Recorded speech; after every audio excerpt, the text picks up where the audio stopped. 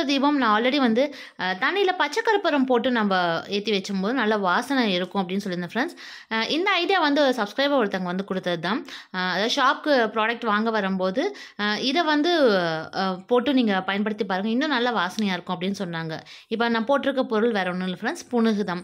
So இதுவும் பூஜைக்கு நம்ம பயன்படுத்தக்கூடிய ஒரு வாசனை பொருள். இது வந்து அந்த தண்ணியில் நம்ம சேர்த்து பச்சை கற்பூரம் இதெல்லாம் போடும்போது நல்ல ஒரு வாசனை இருந்தது. இதோட ஸ்மெல் எனக்கு ரொம்ப பிடிச்சிருந்தது. ஸோ இந்த டிப் கண்டிப்பாக உங்களுக்கும் யூஸ்ஃபுல்லாக இருக்கும்.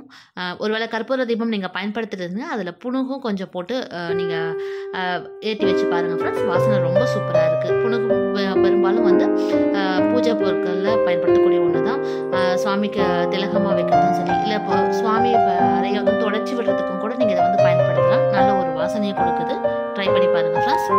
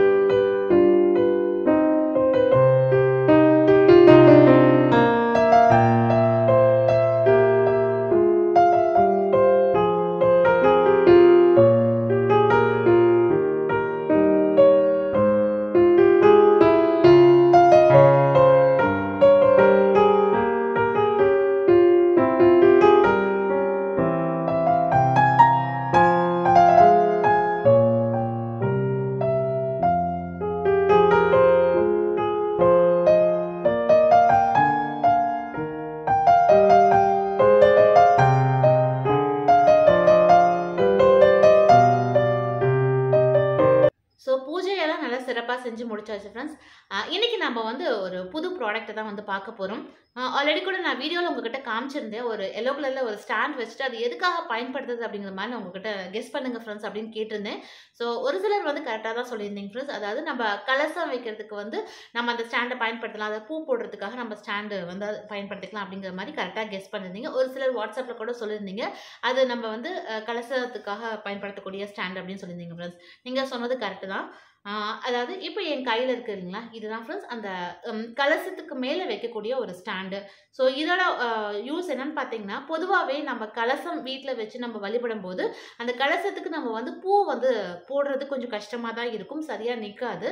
ஸோ அதுக்காக அமைக்கப்பட்ட ஒரு ஸ்டாண்டு தான் இதுதான் ஃப்ரெண்ட்ஸ். ஸோ இதுவும் இன்னொரு ப்ராடக்ட்டுமே வந்திருக்கு. ஸோ அதுவுமே நான் என்னன்னு சொல்கிறேன். இது வந்து நான் ஒரு வீடியோவை உங்களுக்கு டெமோவாக செஞ்சு காமிக்கிறேன். இது எப்படி நம்ம யூஸ் பண்ணுறது, மாலை நம்ம எப்படி போடுறது அப்படிங்கிறத நான் வந்து காமிக்கிறேன். எனக்கு ஜஸ்ட் ஒரு இன்ட்ரோவாக மட்டும் உங்கள்கிட்ட இதை எப்படி பயன்படுத்துன்னு நான் உங்கள்கிட்ட சொல்லிடுறேன் ஃப்ரெண்ட்ஸா. ஸோ இதுதான் ஸ்டாண்டு. நம்ம சென்டரில் இந்த இடம் இருக்குது இல்லைங்களா, இங்கே வந்து நம்ம தேங்காய் மேலே வச்சுருப்போம் இல்லையா, அதுக்கு நேராக வச்சுட்டு நம்ம அழகாக இந்த கொடுத்துருக்கக்கூடிய கம்பிகளில் வந்து நம்ம வந்து பூ போட்டுக்கலாம். ஸோ இது வந்து உங்களுக்கு பூவும் கீழே விழாமல் இருக்கும். ஃப்ளெக்சிபிளாக நம்ம கலசமும் நம்ம பூஜையில் வச்சு நல்லா பூஜை செய்ய முடியும்.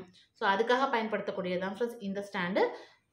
இதோட ப்ரைஸும் பார்த்தீங்கன்னா 190 வரும், 190 ரூபா தான்.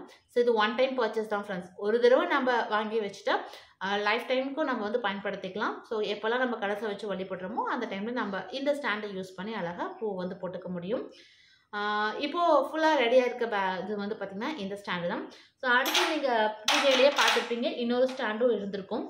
ஸோ இதுவுமே கூட நிறைய பேர் ஆல்ரெடி பயன்படுத்திட்டு இருக்கலாம். ஸோ இப்போ இதுவுமே நம்ம வந்து புதுசாக நம்ம ஷாப்புக்கு கொண்டு வந்திருக்கோம். ஸோ இங்கே பார்த்தாலே தெரியும் ஃப்ரெண்ட்ஸ். இது வந்து பார்த்திங்கன்னா பூஜைங்கும் போது கண்டிப்பாக நம்ம வாழை மரமும் வச்சு பூஜை செய்வோம் இல்லைங்களா. ஸோ அந்த நம்ம வரலட்சுமி நோன்பு அன்னைக்கெல்லாம் பார்த்திங்கன்னா 2 சைடில் வந்து வாழை மரம் வந்து வைப்போம். ஸோ அதே போல் பார்த்திங்கன்னா ஆயுத பூஜை டைம்லலாம் கூட நம்ம வாழை மரம் வந்து பூஜையில் வச்சு நம்ம வழிபடுவோம். ஸோ அந்த நேரத்தில் வாழை மரத்தை நம்ம ஏதாவது கட்டி தான் வைக்கணும், இல்லைன்னா அதை நிற்க வைக்கிறது கொஞ்சம் கஷ்டமாக இருக்கும். ஸோ அதுக்காக பயன்படுத்தக்கூடிய ஒரு ஸ்டாண்டு தான் ஃப்ரெண்ட்ஸ் இது.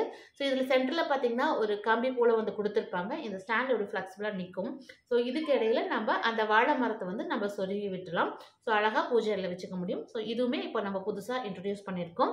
ஸோ இந்த 2 பூஜா ப்ராடக்ட்டுமே இனி வந்து நம்ம ஷாப்பில் கிடைக்கும் ஃப்ரெண்ட்ஸ். வழக்கம் போல தான் நம்மளோட ஷாப் நம்பருக்கு நீங்கள் காண்டாக்ட் பண்ணி உங்களோட ஆர்டர்ஸ் வந்து ப்ளேஸ் பண்ணிக்கலாம் ஃப்ரெண்ட்ஸ். ஃப்ரெண்ட்ஸ், இன்னைக்கு பார்த்த இந்த பதிவு கண்டிப்பாக உங்களுக்கு பிடிச்சிருக்கும், ரொம்ப யூஸ்ஃபுல்லாக இருந்திருக்கும்னு நினைக்கிறேன். மீண்டும் அடுத்த நல்ல ஒரு பதிவில் உங்களை வந்து சந்திக்கிறேன். நன்றி.